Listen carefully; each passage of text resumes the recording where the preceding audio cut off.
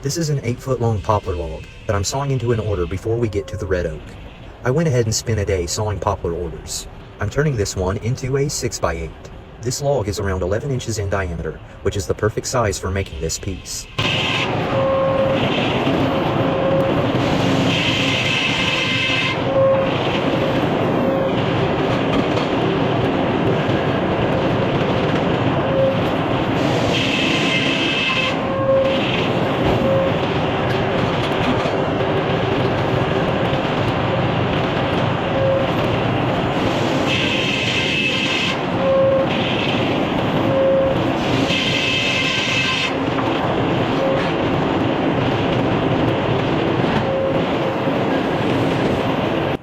And now, we are to the red oak. I'll be starting out with the roughest log first, and I'll be milling all of this into 4/4. Before I go, I'm just reminding you, don't forget to support the channel by giving this video a thumbs up.